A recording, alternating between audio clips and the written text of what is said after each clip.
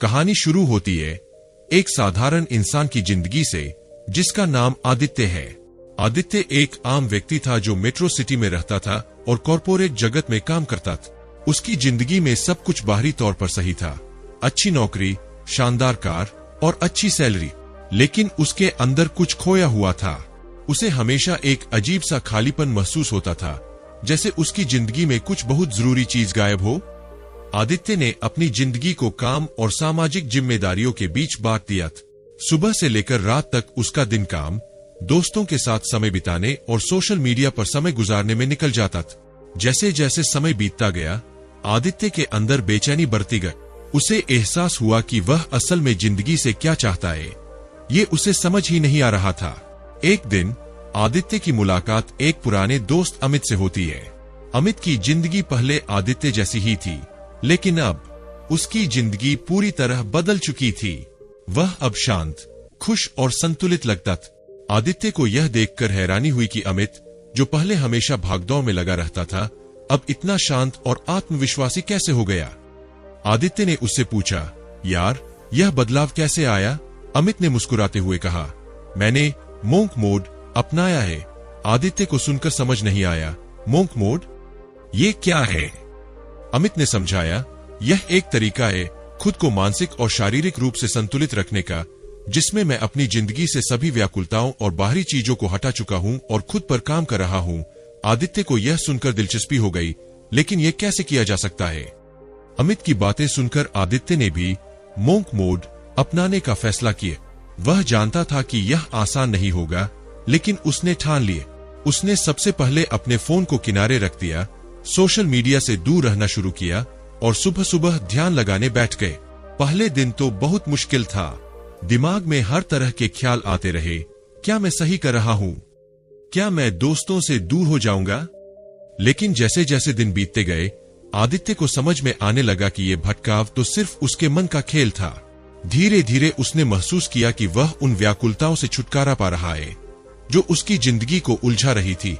Monk mode के दौरान आदित्य का संघर्ष असली था। उसे दोस्तों और परिवार से दूर रहना पड़ा, वे लोग जो उसकी दिनचर्या को समझ नहीं पा रहे थे। जब दोस्तों ने कहा, तू हमें भूल गया क्या? तब आदित्य के अंदर एक द्वंद्व पैदा हुआ। वह खुद से ही सवाल करने लगा, क्या मैं सही कर रहा हूं? लेकिन उसने खुद को संभाला। उसने ध्यान करना जारी रख। उसने अपने मन की बात सुननी शुरू की और अपने अंदर की भावनाओं और विचारों पर ध्यान देना शुरू किए। और धीरे धीरे उसे अपनी असली ताकत का एहसास हुआ। उसे समझ में आया कि असली खुशी और शांति कहीं बाहर नहीं, बल्कि उसके अंदर थी। कुछ महीनों बाद आदित्य की जिंदगी में वो शांति आई जो उसने कभी महसूस नहीं की थी। वह हर रोज जल्दी उठने लगा, ध्यान और योग करने लगा। अब उसे बाहरी चीजों में कोई रुचि नहीं रह गई थी। फोन, टीवी, सोशल मीडिया सब उससे दूर हो चुके थे। आदित्य अब अपने अंदर की शक्तियों को जानने लगा था। उसे समझ में आया कि मोंक मोड सिर्फ एक तरीका नहीं, बल्कि एक नया जीवन दृष्टिकोण है। अनुशासन, आत्मनियंत्रण और ध्यान की ताकत ने उसकी जिंदगी को एक नई दिशा दी। जब आदित्य ने इस सफर की शुरुआत की थी, तब उसे नहीं पता था कि उसकी जिंदगी इस तरह से बदल जाएगी। उसने सोचा भी नहीं था कि वह अपनी जिंदगी को इतनी गहराई से समझ पाएगा। अब उसकी जिंदगी में शांति थी, स्थिरता थी और सबसे बड़ी बात, खुद को जानने का एक अद्भुत एहसास था। वह समझ गया कि असली खुशी और सफलता बाहरी चीजों में नहीं, बल्कि हमारे अपने अंदर होती है। उसने खुद से पूछा, क्या मैंने वो पा लिया जो मैं हमेशा से चाहता था? और उत्तर था हाँ। आदित्य की मोंक मोड की यात्रा हमें यह सिखाती है कि असली शक्ति और शांति हमारे अंदर ही होती है। बाहरी शोर और भटकाव से जब हम खुद को मुक्त करते हैं, तब हम अपनी असली क्षमता को पहचान सकते हैं। मोंक मोड हमें यह समझने में मदद करता है कि असली खुशी बाहरी चीजों में नहीं, बल्कि हमारे खुद के भीतर है। आदित्य की यह यात्रा हमें प्रेरित करती है कि जब भी हम अपनी जिंदगी में खोए हुए महसूस करें, तब हमें मोंक मोड अपनाकर अपने अंदर की शक्तियों को पहचानने का प्रयास करना चाहिए। क्योंकि असली सफलता वही है जब हम अपनी आत्मा की आवाज को सुन सकें। मंक मोड किताब का उद्देश्य उन लोगों को प्रेरित करना है जो अपने जीवन को नई दिशा देने की कोशिश कर रहे हैं। यह किताब हमें सिखाती है कि कैसे हम अपने जीवन के लक्ष्यों को प्राप्त करने के लिए एक साधु की तरह ध्यान केंद्रित कर सकते हैं। लेखक के अनुसार मंक मोड एक ऐसा जीवन जीने का तरीका है जिसमें हम अपने पर्सनल डेवलपमेंट पर ध्यान केंद्रित करते हैं और डिस्ट्रैक्शंस को छोड़ते हैं। किताब को आसानी से समझने के लिए हमने इस समरी को 8 अध्यायों में विभाजित किया है। तो चलिए शुरू करते हैं। अध्याय 1, साधु की सोच। साधु की सोच एक अद्वितीय और अनुशासित दृष्टिकोण है जो हमें अपने लक्ष्यों के प्रति केंद्रित रहने में मदद करती है। साधु लोग अपने जीवन के हर पहलू में संतुलन और स्पष्टता को महत्व देते हैं। वे बाहरी प्रभावों और विकर्षणों से दूर रहकर अपने आंतरिक शांति और एकाग्रता पर ध्यान केंद्रित करते हैं। साधुओं की यह सोच उनके लक्ष्यों को हासिल करने में उनकी मदद करती है और हमें भी इस तरह की सोच अपनाने की आवश्यकता है। साधु अपने समय का सर्वोत्तम उपयोग करते हैं। वे दिनचर्या के साथ साथ ध्यान, साधना और ज्ञान की खोज में लगे रहते हैं। उनका जीवन निश्चित नियमों और अनुशासन पर आधारित होता है। साधु अपने विचारों और भावनाओं को नियंत्रित कर अपने लक्ष्यों की ओर बढ़ते हैं। उनका ध्यान हमेशा वर्तमान पर होता है, जो उन्हें अपने लक्ष्यों के प्रति सजग बनाए रखता है। उदाहरण के लिए, जब हम साधु की सोच को एक साधक के रूप में देखते हैं, तो हमें ध्यान की प्रक्रिया का महत्व समझ में आता है। एक साधु सुबह की पहली किरण के साथ उठता है, प्रार्थना करता है और ध्यान करता है। यह उनकी दिनचर्या का एक अनिवार्य हिस्सा है। ध्यान करने के दौरान वे अपनी चिंताओं और विचारों को शांत करते हैं, जिससे उन्हें अपने लक्ष्यों पर ध्यान केंद्रित करने में मदद मिलती है। साधु अपने मानसिक शांति को बनाए रखने के लिए आवश्यक कार्यों पर ध्यान केंद्रित करते हैं, जैसे कि योग करना, ज्ञान पढ़ना और अपने भीतर की आवाज को सुनना। साधुओं का उदाहरण हमें यह सिखाता है कि हमें भी अपने जीवन में साधु की सोच को अपनाना चाहिए। मान लीजिए आप एक छात्र हैं जो परीक्षा की तैयारी कर रहे हैं।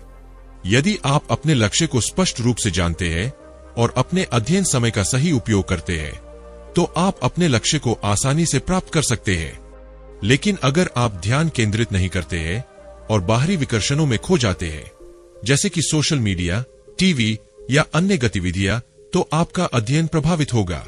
साधु की सोच के अनुसार हमें अपनी दिनचर्या में कुछ नियम और अनुशासन शामिल करना चाहिए, जैसे कि निर्धारित समय पर अध्ययन करना, डिस्ट्रैक्शन से बचना और मानसिक शांति के लिए ध्यान करना।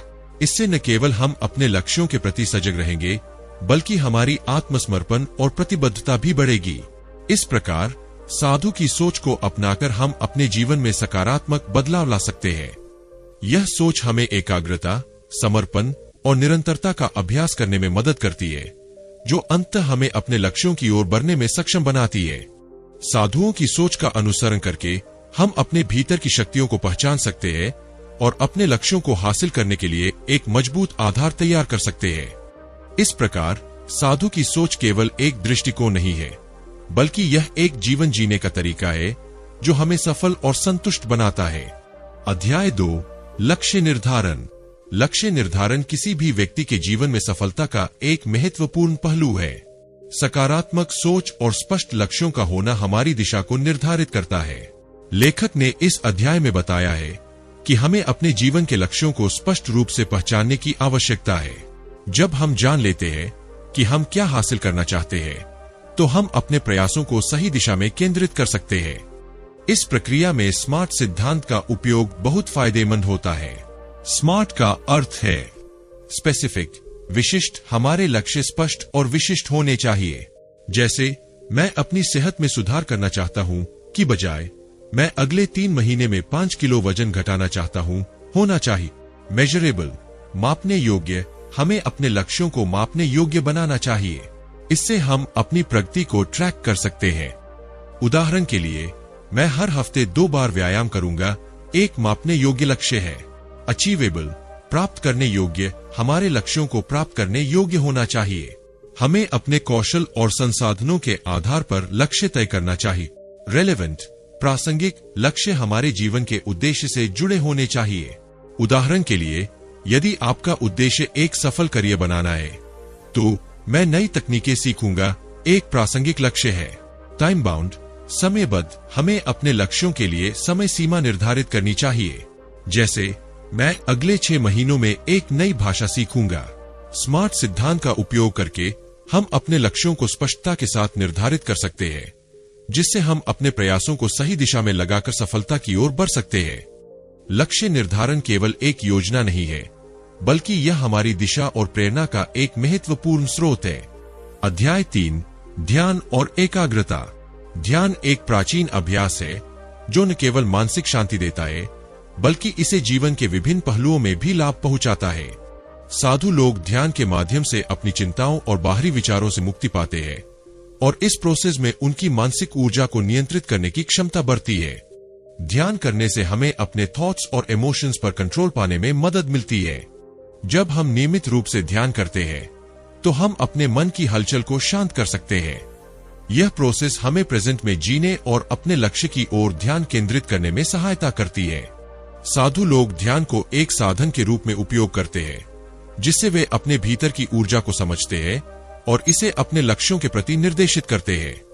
मान लीजिए कि आप एक छात्र हैं और आपकी परीक्षा नजदीक है। इस समय तनाव और चिंताएं आपके मन में चल रही है।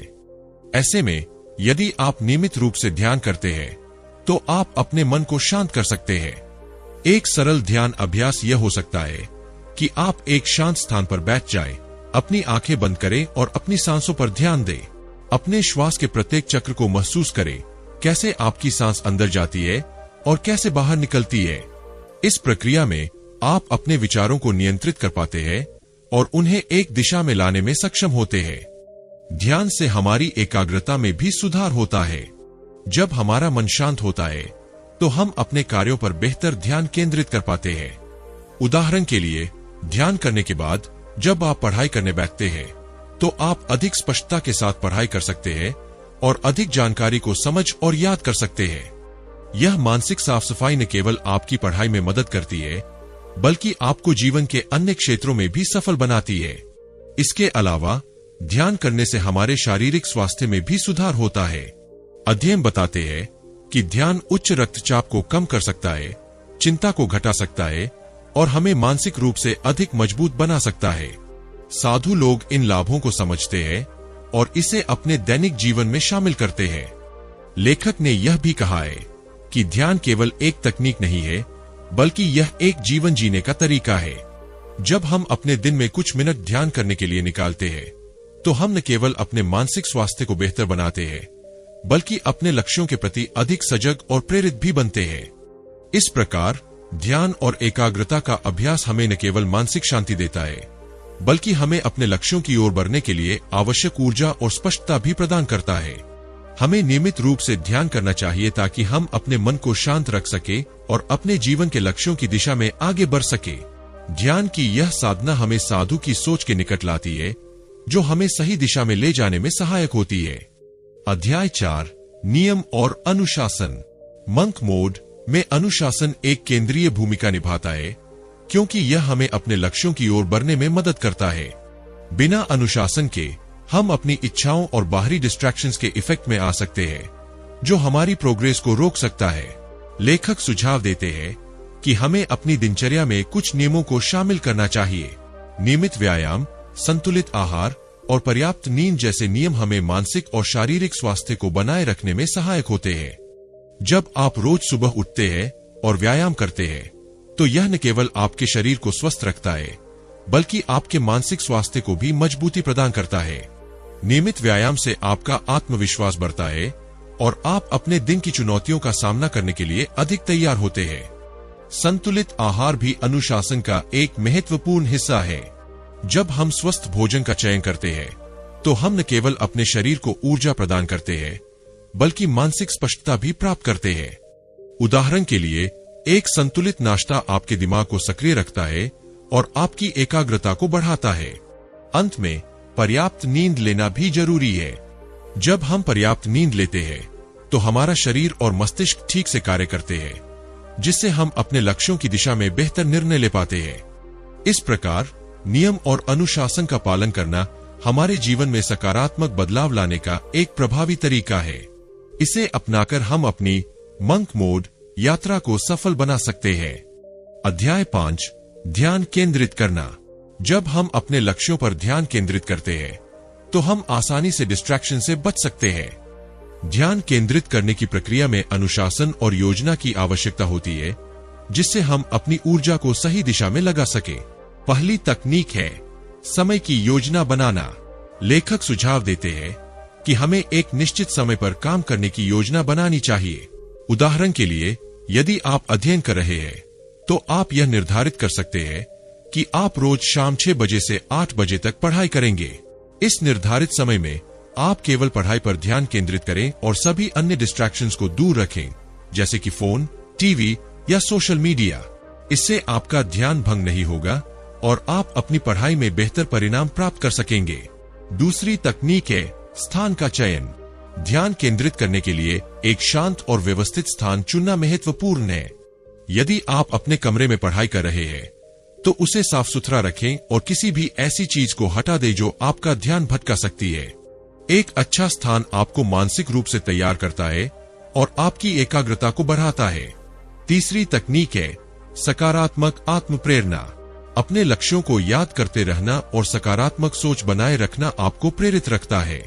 उदाहरण के लिए, आप अपने अध्ययन क्षेत्र में एक नोट लिख सकते हैं जिसमें लिखा हो, मैं अपने लक्ष्य को हासिल करूंगा। यह सकारात्मकता आपको लक्ष्य पर ध्यान केंद्रित रखने में मदद करेगी। इसके अलावा ध्यान केंद्रित करने के लिए माइंडफुलनेस की प्रैक्टिस भी फायदेमंद हो सकती है। माइंडफुलनेस तकनीक का यूज करके आप अपने थॉट और इमोशंस पर ध्यान दे सकते हैं और उन्हें स्वीकार कर सकते हैं बिना उनके प्रति प्रतिक्रिया किए। यह आपकी एकाग्रता को बेहतर बनाता है और डिस्ट्रैक्शन से बचने में मदद करता है। अंत में ब्रेक लेना भी महत्वपूर्ण है। लंबे समय तक एक ही काम पर ध्यान केंद्रित करने से थकावट हो सकती है, इसलिए छोटे छोटे ब्रेक ले। उदाहरण के लिए, 25 मिनट काम करने के बाद 5 मिनट का ब्रेक ले। इस तकनीक को पोमोडोरो तकनीक कहा जाता है और यह आपकी उत्पादकता को बढ़ाने में मदद कर सकती है। अध्याय 6, टाइम मैनेजमेंट। समय प्रबंधन का सही उपयोग करने से हम न केवल अपने लक्ष्यों को प्राप्त कर सकते हैं, बल्कि अपने जीवन को भी व्यवस्थित और तनाव मुक्त बना सकते हैं। जब हम अपने समय का सही तरीके से प्रबंधन करते हैं, तो हम अपने कार्यों को प्राथमिकता देकर उन्हें अधिक प्रभावी ढंग से पूरा कर सकते हैं। पहला कदम है योजना बनाना। योजना बनाने से हमें यह समझने में मदद मिलती है कि हमें क्या करना है और कब करना है। उदाहरण के लिए, यदि आप एक छात्र हैं और आपको अगले महीने परीक्षा देनी है, तो आप अपनी अध्ययन योजना बना सकते हैं। इस योजना में आप यह तय कर सकते हैं कि आप किस विषय पर कितनी देर पढ़ाई करेंगे। इससे आप पहले से ही अपने समय का सही उपयोग कर पाएंगे। दूसरा सिद्धांत है कार्य प्राथमिकता देना। यह महत्वपूर्ण है कि आप अपने कार्यों को प्राथमिकता दें ताकि आप सबसे महत्वपूर्ण कार्य पहले कर सके। उदाहरण के लिए, यदि आपके पास 3 कार्य हैं, एक प्रोजेक्ट को पूरा करना, एक रिपोर्ट लिखना और एक परीक्षा के लिए पढ़ाई करना, तो आपको यह तय करना चाहिए कि कौन सा कार्य सबसे पहले करना है। यदि परीक्षा निकट है तो उसे पहले प्राथमिकता दें। इस प्रक्रिया से आप अपने समय का उपयोग सबसे प्रभावी तरीके से कर पाएंगे। मान लीजिए कि आप एक फ्रीलांसर हैं और आपके पास कई प्रोजेक्ट्स हैं। आप एक दिन तय कर सकते हैं कि आप सुबह 9 बजे से 12 बजे तक पहले प्रोजेक्ट पर काम करेंगे, फिर 1 बजे से 3 बजे तक दूसरे प्रोजेक्ट पर ध्यान देंगे। इस तरीके से आप समय का सही उपयोग करते हुए अपने सभी कार्यों को पूरा कर सकते हैं। इसके अलावा टाइम ट्रैकिंग एक और महत्वपूर्ण तकनीक है। आप अपनी दिनचर्या में समय कैसे बिता रहे हैं, इसे ट्रैक करें। इससे आपको यह समझने में मदद मिलेगी कि आप कहां अधिक समय बर्बाद कर रहे हैं और कहां सुधार की आवश्यकता है। एक बार जब आप यह समझ जाते हैं, तो आप अपनी दिनचर्या में आवश्यक परिवर्तन कर सकते हैं। अंत में ब्रेक लेना भी टाइम मैनेजमेंट का एक महत्वपूर्ण हिस्सा है। लंबे समय तक लगातार काम करने से थकान और तनाव बढ़ सकता है, इसलिए छोटे छोटे ब्रेक ले ताकि आप तरोताजा हो सके और अधिक प्रभावी ढंग से काम कर सके। इस प्रकार टाइम मैनेजमेंट के प्रिंसिपल्स का पालन करके हम अपने लक्ष्यों की ओर बेहतर तरीके से आगे बढ़ सकते हैं। यह हमारे जीवन को अधिक व्यवस्थित और संतुलित बनाने में सहायता करता है। अध्याय 7, आत्मसंवेदनशीलता। आत्मसंवेदनशीलता का अर्थ है अपने विचारों, भावनाओं और व्यवहारों के प्रति जागरूक रहना। यह एक आवश्यक प्रक्रिया है जो हमें अपने आंतरिक अनुभवों को समझने और उनका विश्लेषण करने में मदद करती है। जब हम अपनी भावनाओं के प्रति संवेदनशील होते हैं, तो हम अपनी गलतियों को पहचान सकते हैं और उन्हें सुधारने का प्रयास कर सकते हैं। मान लीजिए कि आप किसी प्रोजेक्ट पर काम कर रहे हैं और आपको लगता है कि आप इसे समय पर पूरा नहीं कर पाएंगे। अगर आप आत्मसंवेदनशील हैं, तो आप अपने भीतर की उस चिंता को पहचान सकते हैं। आप यह समझेंगे कि यह चिंता आपको दबाव महसूस करवा रही है। फिर आप उस चिंता का विश्लेषण कर सकते हैं और यह सोच सकते हैं कि क्या आपने सही योजना बनाई है या क्या आपको अधिक समय की आवश्यकता है। इस तरह आप अपनी भावनाओं को समझकर एक बेहतर निर्णय ले सकते हैं। लेखक यह भी बताते हैं कि सेल्फ रिफ्लेक्सिविटी हमें सेल्फ एनालिसिस की डायरेक्शन में प्रेरित करती है। जब हम अपने थॉट्स और इमोशंस को समझने का प्रयास करते हैं, तो हम अपनी क्षमताओं और सीमाओं को पहचान पाते हैं। यह ज्ञान हमें अपने विकास के लिए आवश्यक कदम उठाने में मदद करता है। उदाहरण के लिए, यदि आप किसी विषय में कमजोर हैं, तो सेल्फ रिफ्लेक्सिविटी आपको यह स्वीकार करने की कैपेसिटी देती है। इसके बाद आप यह निर्णय ले सकते हैं कि आपको उस विषय में अधिक स्टडी करने की आवश्यकता है या किसी से हेल्प लेनी चाहिए। इस प्रक्रिया के माध्यम से हम अपने आत्मविश्वास को भी बढ़ा सकते हैं। जब हम अपनी कमियों को पहचानते हैं और उन्हें सुधारने के लिए कदम उठाते हैं, तो हम अपने प्रति अधिक सकारात्मक दृष्टिकोण विकसित करते हैं। यह आत्मस्वीकृति की ओर ले जाता है, जिससे हम अपनी वास्तविकता को स्वीकार कर पाते हैं। अंत में, आत्मसंवेदनशीलता हमें बेहतर निर्णय लेने, अपनी भावनाओं को नियंत्रित करने और अपने लक्ष्यों की ओर आगे बढ़ने में सहायता करती है। जब हम अपने भीतर की आवाज को सुनते हैं, तो हम खुद को अधिक समझने लगते हैं और यह प्रक्रिया हमारे व्यक्तिगत विकास में महत्वपूर्ण होती है। सेल्फ रिफ्लेक्सिविटी को अपनाकर हम अपनी यात्रा में अधिक सफल और संतुष्ट हो सकते हैं। अध्याय 8, सपोर्ट सिस्टम। जीवन की चुनौतियों का सामना करते समय एक मजबूत समर्थन प्रणाली बेहद आवश्यक होती है। जब हम मुश्किल समय से गुजरते हैं, तो हमें अपने परिवार, दोस्तों और सहकर्मियों से समर्थन की आवश्यकता होती है। यह समर्थन हमें न केवल मानसिक सहारा देता है, बल्कि हमारी एनर्जी और इंस्पिरेशन को भी बढ़ाता है। सकारात्मक समर्थन प्रणाली का होना हमें अपने लक्ष्यों को प्राप्त करने में मदद करता है। जब हमारे पास ऐसा नेटवर्क होता है जो हमें प्रोत्साहित करता है, तो हम अपने लक्ष्यों के प्रति और अधिक संकल्पित होते हैं। उदाहरण के लिए, यदि आप एक नया प्रोजेक्ट शुरू कर रहे हैं और आपके परिवार या दोस्तों ने आपकी प्रगति को देखकर प्रोत्साहित किया, तो यह आपको और अधिक मेहनत करने के लिए प्रेरित करेगा। साथ ही एक समर्थन प्रणाली हमें एडवाइस और गाइडेंस भी प्रदान कर सकती है। जब हम किसी कठिनाई का सामना करते हैं, तो हमें यह जानने की आवश्यकता होती है कि हम अकेले नहीं हैं। उदाहरण के लिए, यदि आप काम में तनाव महसूस कर रहे हैं, तो एक अच्छा दोस्त आपको सुन सकता है और उपयोगी सुझाव दे सकता है।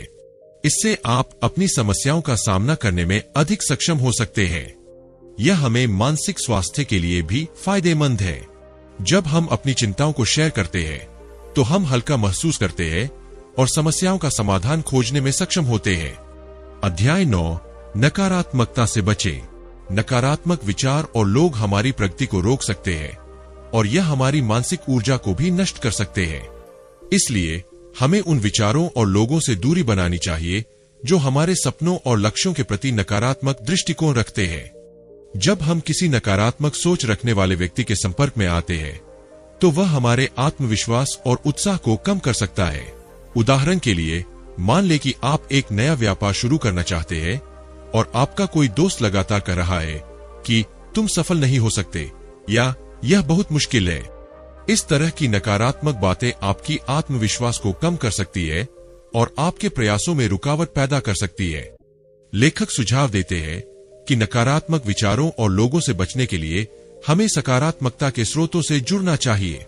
हमें उन लोगों के साथ समय बिताना चाहिए जो हमारे विचारों और लक्ष्यों को प्रोत्साहित करते हैं। उदाहरण के लिए, अगर आप एक रचनात्मक व्यक्ति हैं, तो उन लोगों के साथ जुड़े जो नए विचारों और परियोजनाओं के लिए आपको प्रेरित करते हैं। नकारात्मकता से बचने का एक और तरीका है सकारात्मक सोच का अभ्यास करना। जब भी नकारात्मक विचार आपके मन में आए, उन्हें सकारात्मक सोच में बदलने का प्रयास करें। उदाहरण के लिए, अगर आप सोच रहे हैं मैं यह काम नहीं कर सकता, तो इसे बदले और कहें मैं इसे कर सकता हूं और मैं इसके लिए तैयार हूं। इस मानसिक बदलाव से आप अपने लक्ष्यों की ओर और भी दृढ़ता से बढ़ सकते हैं। अध्याय 10, एकाग्रता और प्रतिबद्धता। जब हम अपने लक्ष्यों के प्रति पूरी तरह से कमिटेड होते हैं तो हमें उन्हें हासिल करने से कोई नहीं रोक सकता। कंसंट्रेशन और कमिटमेंट किसी भी सफलता की कुंजी होती है और यह साधु जीवन के लिए भी आवश्यक है, जिसे मंक मोड में लाने का प्रयास किया जाता है। कंसंट्रेशन का मतलब है कि आप अपने लक्ष्य पर पूरा ध्यान केंद्रित करें और बाहरी चीजों से प्रभावित न हो। यह एक ऐसी मानसिक अवस्था है जहां आप केवल अपने लक्ष्य के बारे में सोचते हैं और उसे हासिल करने के लिए पूरी मेहनत करते हैं। लेखक का कहना है कि जब हम पूरी एकाग्रता के साथ किसी कार्य में लग जाते हैं तो हम उसे तेजी से और सफलतापूर्वक पूरा कर सकते हैं। मान लीजिए कि आपका लक्ष्य एक नई भाषा सीखना है। अगर आप इसे सीखने के लिए रोजाना 1 घंटा पूरी एकाग्रता से स्टडी करते हैं तो आप जल्दी ही उस भाषा को समझने और बोलने लगेंगे। लेकिन अगर आप बीच बीच में ध्यान भटकाते हैं, जैसे कि सोशल मीडिया पर समय बिताना या अन्य कामों में उलझ जाना, तो आपका प्रगति धीमी हो जाएगी।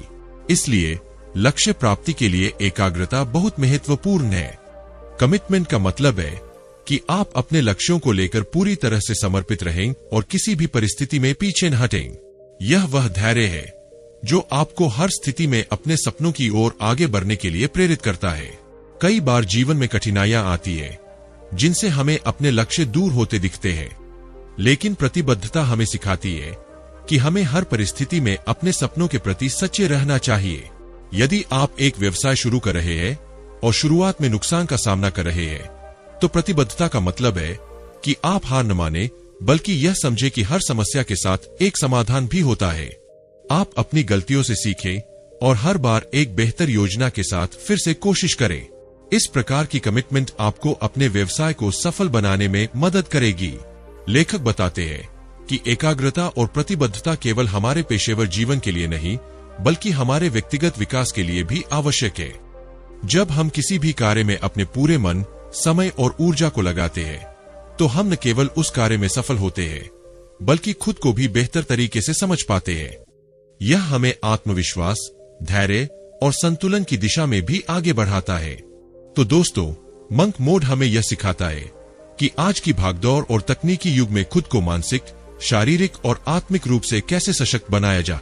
यह किताब हमें हमारे ध्यान को केंद्रित करने, आत्म अनुशासन का पालन करने और जीवन में अनावश्यक चीजों से दूरी बनाकर असली उद्देश्य पर ध्यान देने की शक्ति देती है। मंक मोड का मुख्य संदेश यही है कि अगर आप अपने जीवन को बेहतर दिशा में ले जाना चाहते हैं, तो आपको खुद को एक गहरे, केंद्रित और शांतिपूर्ण मानसिक स्थिति में लाना होगा।